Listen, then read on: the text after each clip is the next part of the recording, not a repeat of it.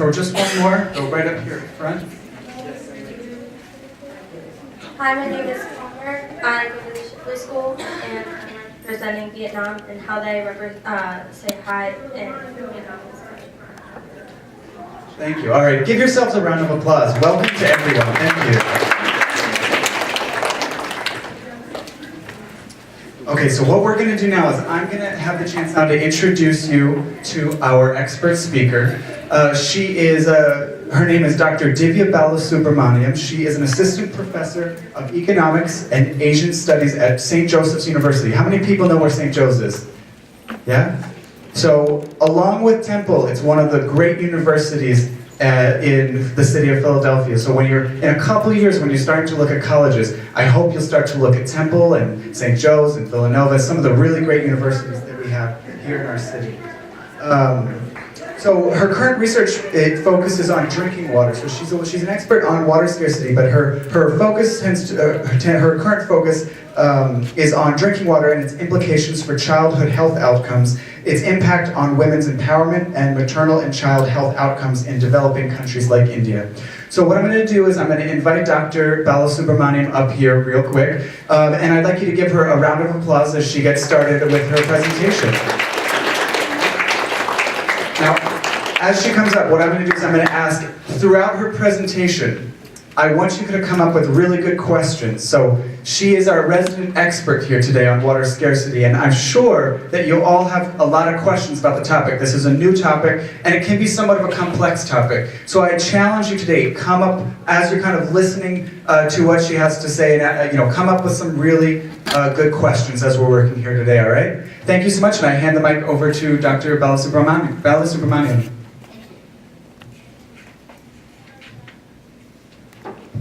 Check. Good morning. Even before I start talking about the topic, you must have guessed I'm from India, so we say namaste. Well, I'm so excited to meet all of you today, and I'm here to share some of my understanding about water scarcity, global water scarcity to be more precise, and let's get started, okay? You can feel free to stop me, we can talk, I would like it to be interactive, so if you have questions, stop me. If not, I'm going to ask you some questions, some trivia questions as we go along, so let's see. All of us understand, and I'm sure you all are reading about water scarcity, and we all agree that water scarcity and water specifically is a necessity in life. And why is it? Of course, drinking. Drinking water is part of our life. We use water for bathing, for basic human needs. Agriculture is yet another important reason why we all care for water. Sanitation is part and parcel of everyday living as well, and that's some of the reasons why we all agree that water is a necessity. Some tidbits for you. Did you know that more water is used to manufacture a car than to fill a swimming pool? How many knew that? Well, that's that much water we need to produce one single car. Another tidbit, it takes about 15,000 liters, which is about 2,000 gallons of water to produce 2 states. Every day, women spend 200 million hours carrying water. So, let's quickly kind of understand, having motivated how water is important in everyday living, to talk about from where do we get water? How is water distributed? Well, I've given a very small chart here for us to get a perspective of what we're talking about. Earth's water consists of 2 components. One is saline, or ocean water, which is 97%. I'm sure you are aware of that. But fresh water, which is pretty much what we're using for all our everyday living, it's about 3%. And even within the 3% of fresh water that we care for our everyday consumption, can be again split into different components. If you look at fresh water, 68 or 69% approximately are ice caps and glaciers. It's perhaps not accessible. 30% are groundwater, and the other percent is about not even 1%. And that's the surface water that we are talking about. And further down, if you want to split that 0.3% of surface water that we are caring about, lakes contribute 87% of that. Surface water that we are talking about here in terms of water accessibility, swamps 11% and rivers. So what am I talking here? Why did I show you this graph? For us to get a perspective that pretty much we're talking about very little water and all everyday activities.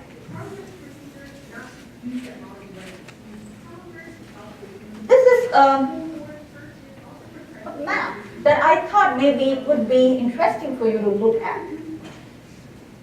World map, and we're talking global water. So just take a look at 1995. Let's rewind. And I'm also fast forwarding to 2025. What do you observe here? Anyone? What strikes you?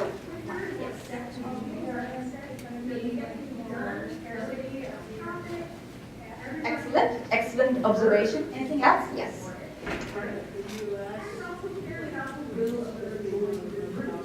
A little louder, please.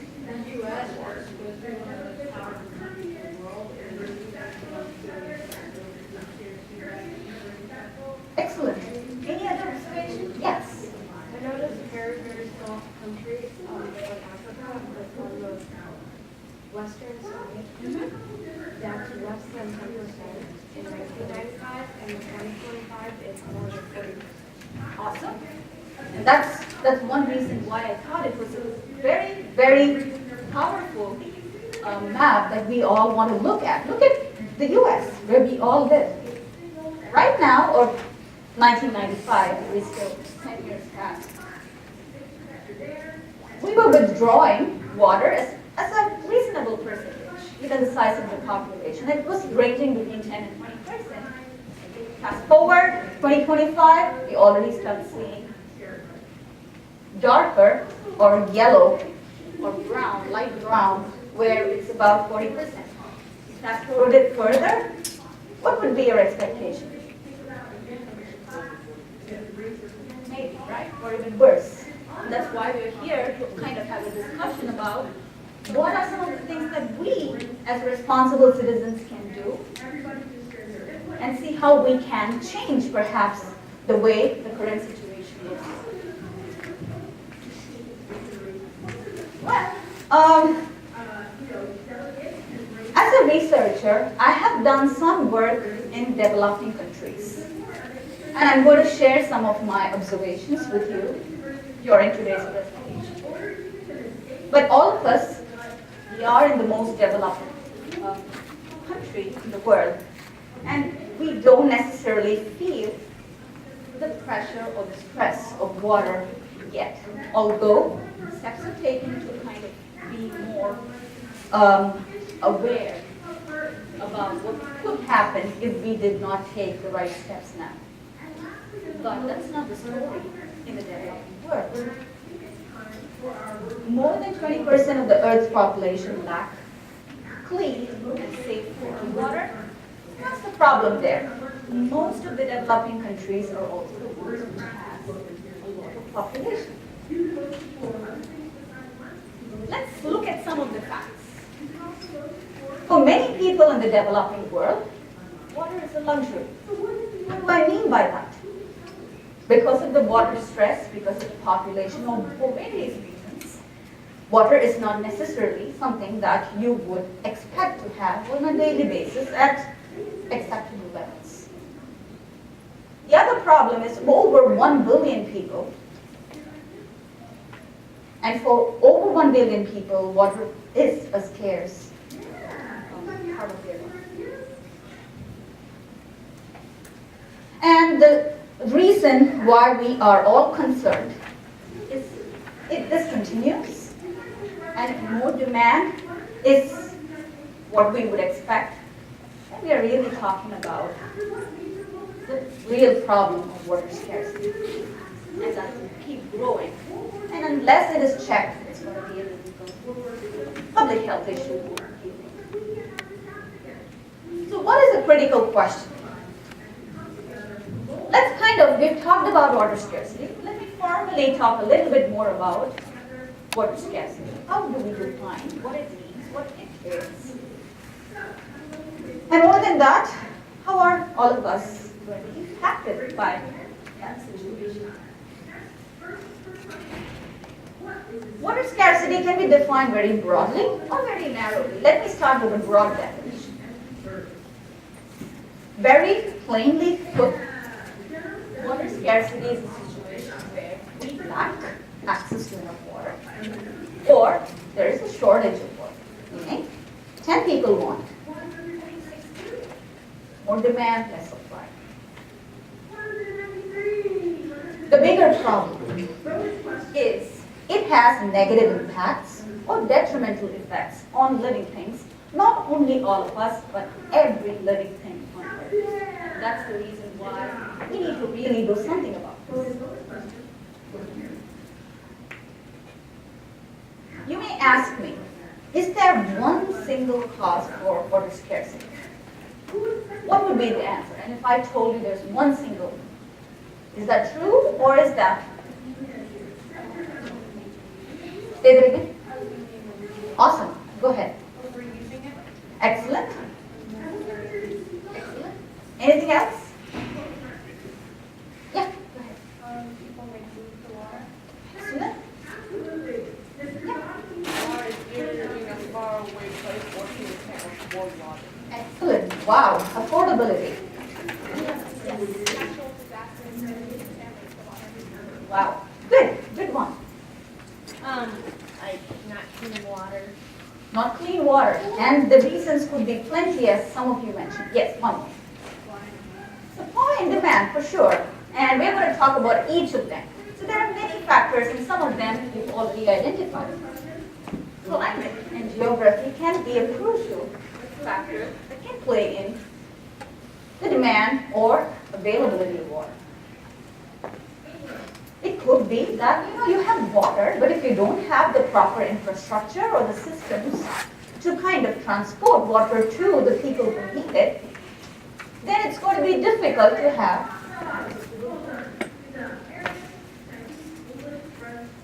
Well, another offshoot problem of water scarcity is sanitation. Because a lot of times they go together. You need good sanitation and good access to water to have a healthy living. Just to give you, again, a tidbit, over 2.6 billion people, which is almost 40% of the world population, lack access to sanitation. So even if you have good water, if you have no proper sanitation, it can still happen. And why is it a problem? Disease, morbidity. They are the immediate consequence of lack of access to safe water.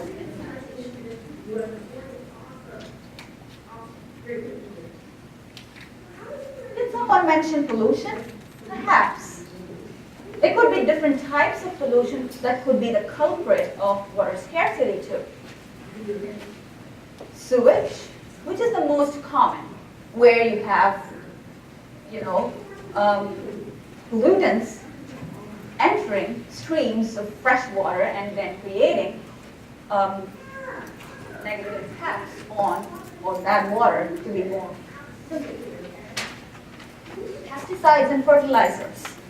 Well, you might ask me, pesticides and fertilizers are good because we're a growing population. We need food. We need to have healthy foods. We need hybrid foods. For sure, that's going to have a positive impact because people want food to survive.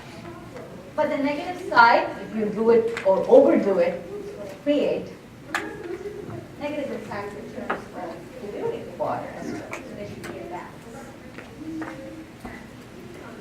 Industrial waste dumping. Well, I can't disagree that industrialization is one reason why all of us are now better off than we were 100 years, 200 years back.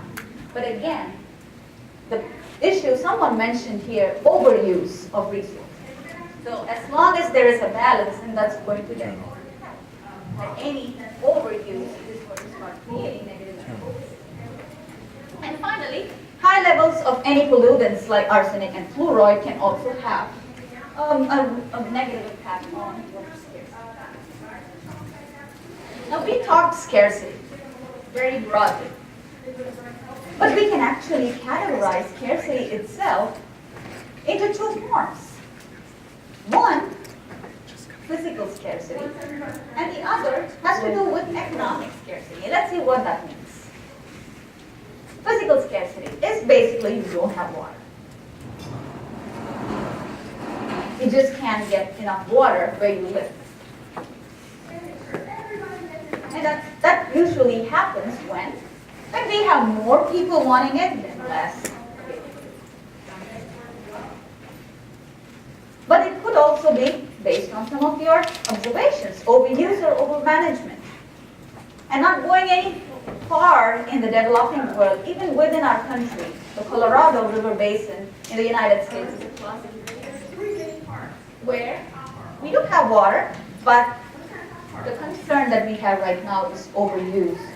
And overuse that can have a strain, not today, but tomorrow. On the other hand, economic scarcity has nothing to do with, you have 10 people wanting water, you only have water enough for 7 people, but in this case, it could be beyond just and to do with governance. Poor governance can be one of the culprits for economic scarcity. Or it could be that people are poor. They can't mobilize funds in order to get water or get safe water to have a good living. And most likely it affects people who are below the poverty line. And finally, life is always not fair. It's not going to be common if there is unequal distribution of resources for various reasons. And some of the reasons that can really affect economic scarcity is political and ethnic conflicts that can happen within society. Again, another map. I thought map gives us a good visual image of what we're talking here. What do you observe here? Any cause of concern? Yeah. Yeah. So, like in China, there's a lot of people living there, so there's like a lot of demand and not enough. So that's one area of concern. Another area of concern, Sahara Desert, the Gobi Desert, the desert in South the U.S. There's a lot of resources there. Excellent. So that's just physical water scarcity. Yes. South America, both maps, the other maps that showed what water scarcity like the level. South America seems to have almost none. And is there like a reason for that? Is South America somehow different Any other observation? Yeah. majority of Africa has endemic water scarcity? You have I was about to say Africa is not that so Africa is suffering from water scarcity not mainly because of physical water scarcity, but it's actually economic water scarcity. excellent observation. Yeah. So you're actually bigger, it seems that more like water scarcity is more common. Good observation. So what's the biggest question? So we now have a sense. We know what water scarcity means. We also know kind of define physical economic scarcity in its broadest terms. So we still haven't answered some of the questions. The biggest question is, okay, water is scarce either for physical, scarcity reasons or economic scarcity reasons, but what is the concern? Meaning, consequence of what happens if I don't have enough water to survive another day, right?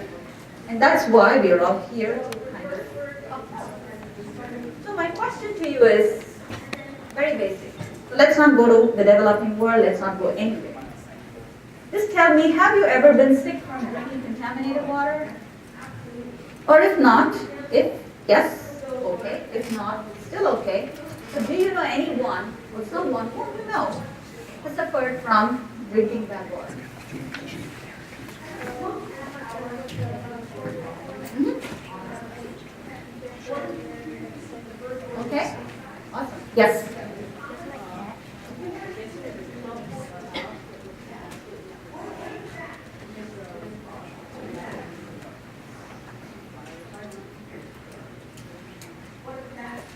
When I went to Mexico, I drank the water and then I Okay. Someone else.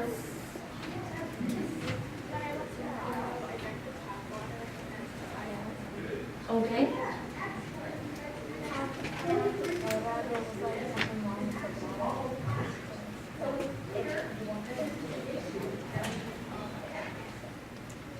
So one thing is clear. All of us, or some of you, have experienced. And I can totally relate to you.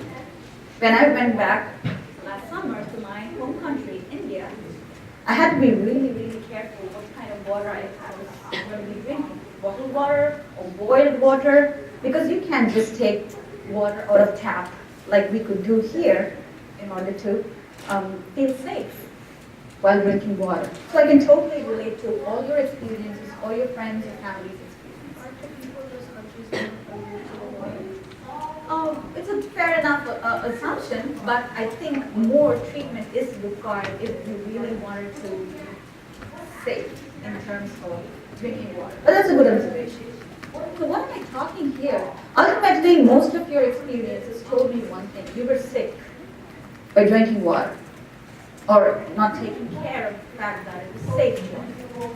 So that's the biggest consequence. Having water is one issue, but not having good water has implications or ramifications on another important public health issue, which is your health.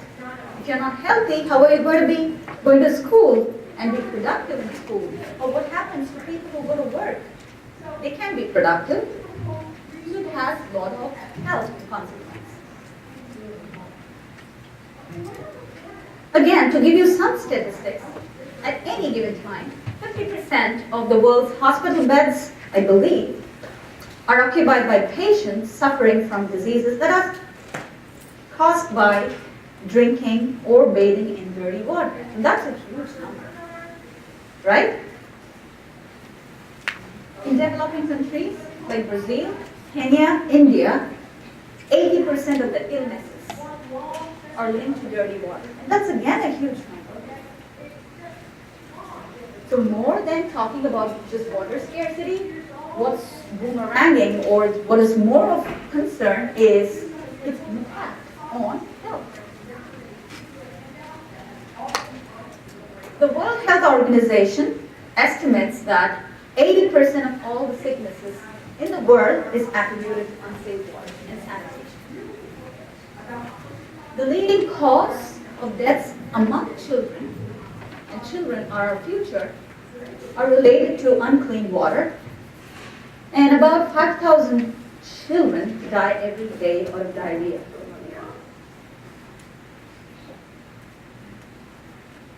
And the worry is without action, as many as 135 million people would die from water-related disease by 2020, which is not very far today.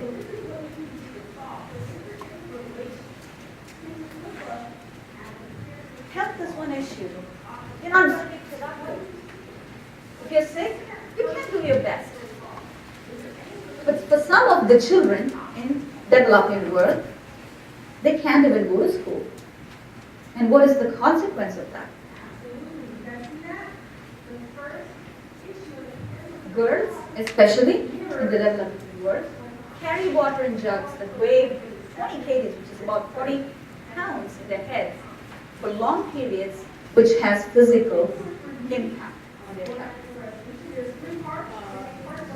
Wait, can we just get a microphone over to him so we can?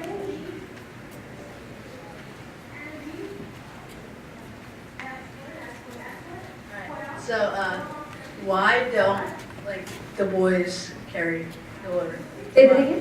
Why do just the girls carry the water? Why not the boys? Well, it's another social issue that some developing worlds have always defined. Sometimes, girl children are socially or culturally have been historically the ones who would be doing this chore.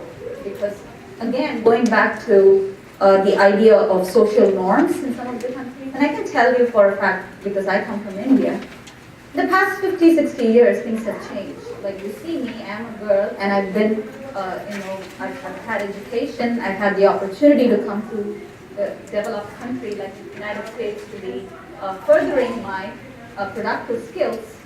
But 60, 70 years back, if I think about my grandmom or my great-grandmom, perhaps, I would have heard about them.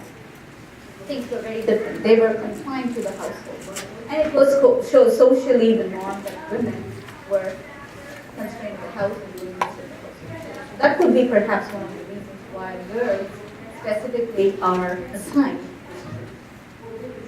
Anyone else? Yeah. One second, you're going to bring over a microphone for you.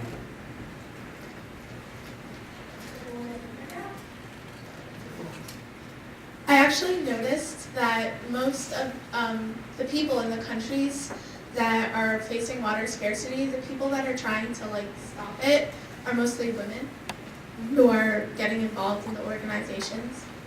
So what do you think? You're asking me why? Yeah. Okay, that's kind of a very interesting question. If you look at some of the statistics that I gave, it's a very, very good question. And I think if I understood your question correctly, women are the ones who are so proactive in doing this. Well, look at some of the statistics that I showed you. Most of the deaths happen when you're very young, right? Children.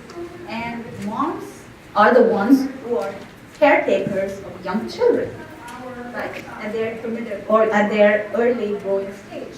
And they're going to be more concerned about an episode of diarrhea that happens in the household, right? Because they are the ones who are the primary caretakers, especially in their early stages of growth, which is like maybe 6 months to 2 years of age. That's what we tend to believe. And therefore, moms are going to be more proactive in taking steps in order to prevent any kind of illness that happens to their children within the household. And therefore, that could be perhaps one of the reasons why they are more active in terms of preventing or trying to minimize episodes. That's a great question. Okay, so as I said, here you go. Diarrhea is the main cause of infant deaths, and therefore it could be one of the reasons, an implication that parents or moms especially want to take care of their children more. Okay, why is it projected to worsen? So we all understand water scarcity is an issue, but the bigger worry is who's going to go even worse. As the year go on, the population will grow, and then maybe water will be up. Thank you. So he was mentioning, in your name? Miles. Miles said it's because population is the one big concern. Excellent. Also because there's a lot of factories and things that are progressing to sort of help with technology or whatsoever, or anything like that, but it's also polluting a lot of the water. Mm-hmm. That's what just Excellent. Yes. I think it can be, I think the water scarcity problem can worsen because, just seeing how far we've come and how many people have been born since, even 1970, that our population of the world is sure to grow larger, and so there'll be more need for water. And since we just had that 3% that's we're even having problems with it now, there's definitely going to be a much worse problem in the future.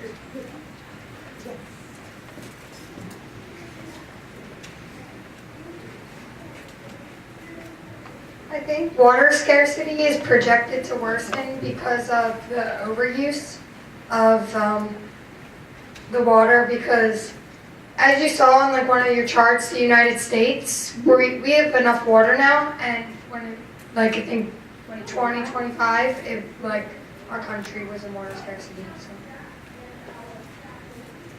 Spot on. Some of you mentioned population. For sure, population is the biggest worry.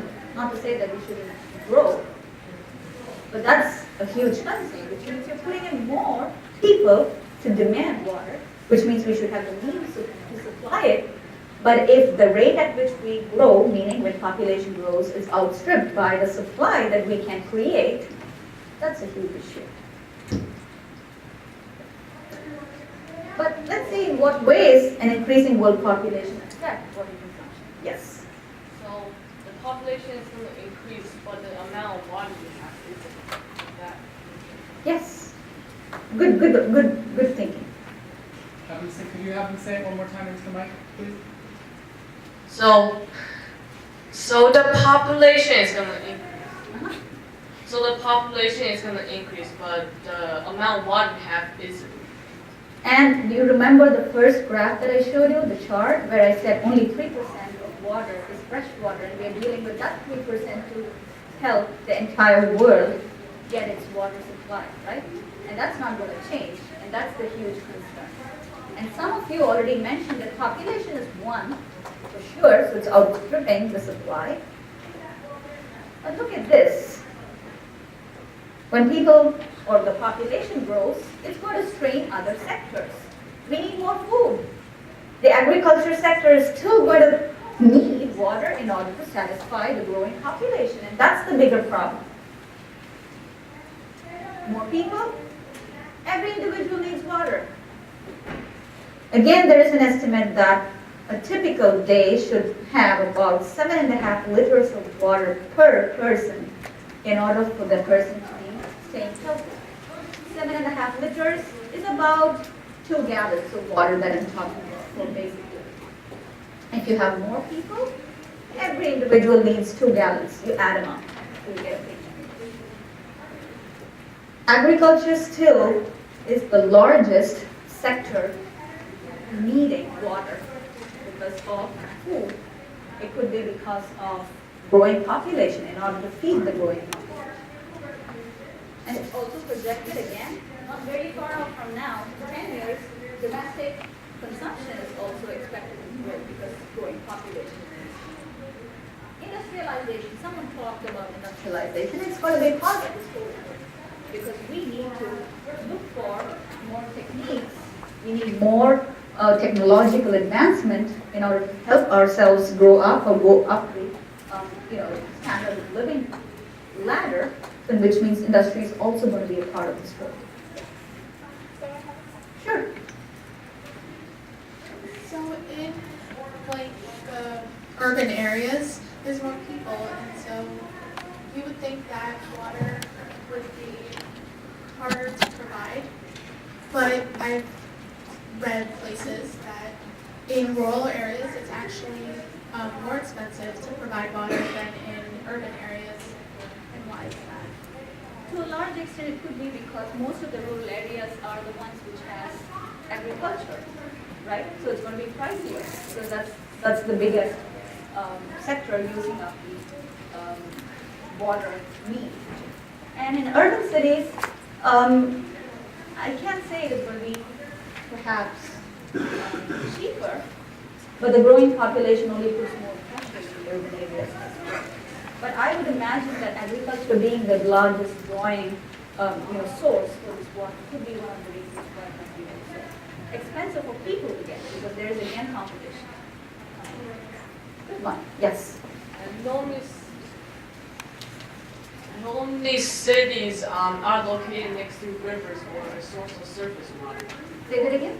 Normally cities are located next to rivers or a source of surface water, so they're actually close. That's another point. But there are certain cities, like say for example the capital of India, New Delhi, doesn't necessarily have access to lot of rivers, or at least, right now it does have access to rivers, but it's polluted, so it's not necessarily feeding into access to clean water. But nevertheless, that's a good observation. There are some large cities that are closer either to, perhaps I would say sea, because you know what, trade is going to be, for example, China.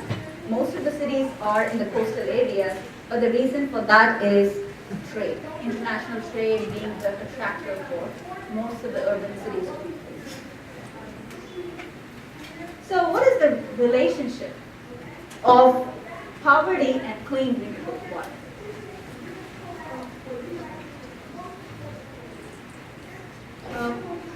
The relationship is that if there's a lot of poverty, then you can't really get enough clean water because then you can afford it. Because if you have clean drinkable water, then it would be more expensive to get. Yes. The relation is that you need water to grow food, so without the water you cannot grow food to provide people to eat. Mm-hmm.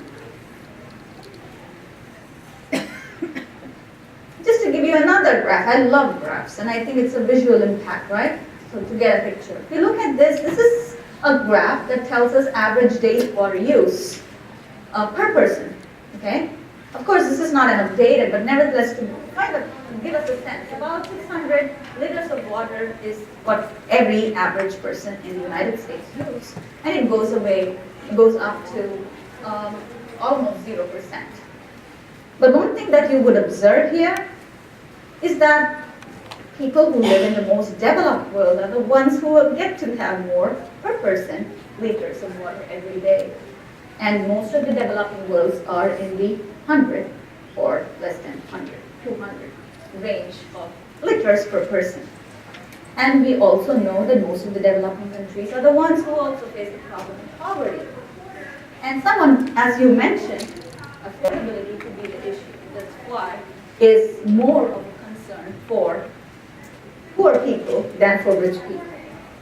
Almost 2 in 3 people survive on less than $2, with one in 3 living in less than a day. And these are the people who also don't have access to water. But now it may perhaps seem disheartening or worrisome, but there are ways. And that's what I would like to conclude my presentation with. I gave you a gloomy picture. I was talking about what things could worsen if this can prolong.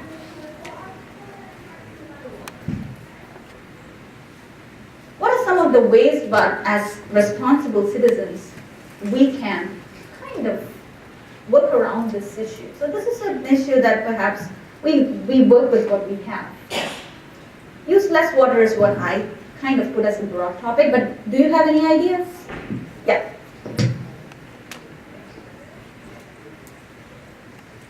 I thought that maybe if you could not let the water run, like use or preserve all the water that you use, so that way you can save water, because even the littlest bits could help. Mm-hmm. Excellent. Be more careful, more conscious about the situation, and we make more informed and good choices. Excellent. So, like, you really don't need like a half an hour shower. Okay. You only need 5 minutes and you're clean. Excellent. Yeah, that was one of my ideas too. Maybe not have 30 gallons of water coming down your faucet or your shower, but be more or look for more conservative alternatives as your faucets. Excellent. You should take a shower instead of actually taking a bath, because when you take a shower, you use detergent water after you take a bath. Excellent. So all of you are already responsible. I'm so proud to hear those ideas.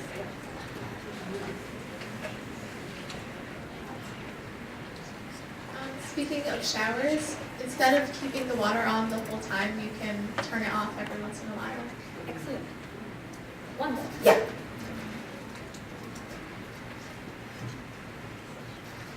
I feel like the countries should put a limit on how much water people use every day. Like the United States, because the water we use today is limitless. Like we can use as much water as we want. Okay. Some form of a government. Sometimes I also came up with some other ideas, and I'm going to share with you. Treat the undrinkable water that we have. Some of the ways that we can do. Yes, you want to add? It's a bunch of ways. Old Boy Scout trick, boil it, and it's clean. Someone. And then there are a bunch of like sheep filters you can get that like just. And maybe filters are a good idea. I was thinking maybe, there are technologies out there that are trying to work with desalinating water because ocean is 97%. Maybe if we did have, that could be another way of getting more water. And use more, sophisticated irrigation methods that can save water and that can help still have good agriculture and food for everyone, but at the same time be more mindful about it. And then finally, look for new sources of clean water if we can, and maybe desalinate the saline water out there. And there's a reverse osmosis technology are coming up in order to see whether we can desalinate, and that could be one way to see a better or a brighter future in terms of water. So there was also, I thought, a way that there could be factories that were just meant to sanitize unsanitized water. And so, because there's a bunch of, like what Robert said, cheap filters, but if you could make a really good filter, you could use it to help clean water everywhere, which I thought would be good. Okay, I'll take one more, yes. I wanted to ask, are like dam catchment systems good, like a good way to, I guess, get clean water? Like whether if like they can somehow like rain sanitize that? Or is that like a good way, like an affordable way to like catch clean water? Of course, dam projects are one of the successful projects that are in the developing world where they try to try to use the water to distribute it to its population. Yes. We could take after the French and they desalinize water, ocean water.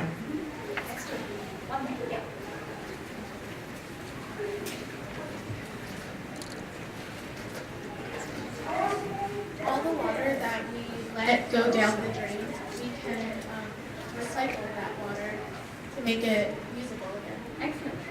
And I'll start with one last idea that I thought, which we use in India, which is called as rainwater harvesting, where you collect rainwater and you put it, so which means you can use it during off-season, meaning you don't have water, rainwater harvesting can help you with that. I will start with one trivia because I think we're running out of time. But what is special about March 22nd? Anyone? Say it again? It's not quite Earth Day, but something related to that. Yeah. Well, that's a point, but relation to water. Yeah. Fair enough. The UN General Assembly declared World War III in 1993. And this year's theme is water and sustainable development. So every year they have a theme. Last year it was energy, water energy. This year it's water and sustainable development. Something that you can take from today's discussion. I wanted to show a video, a short video, but I'm sure that we're running out of time. But if you have questions for another 30 seconds, I'm going to answer any questions. Any questions, Joe? Actually, what I would suggest that maybe we do is we're gonna take a quick 10-minute break. And what we're going to do is we're going to put this PowerPoint up on our website so that teachers, if you'd like to share the video that was a part of the presentation, you can do so in your classrooms. And if you do have extra, you cannot leave the room during the break. So if you need to come and go to the bathroom, make sure you come up and ask, and you're allowed to go to the bathroom a few at a time. But everybody needs to see it. We'll have about a 10-minute break, and in that time, if you have some questions, feel free to come up and ask a few questions while we're getting started. Okay? Thank you. Thank you. Please give Dr. Balasubramaniam.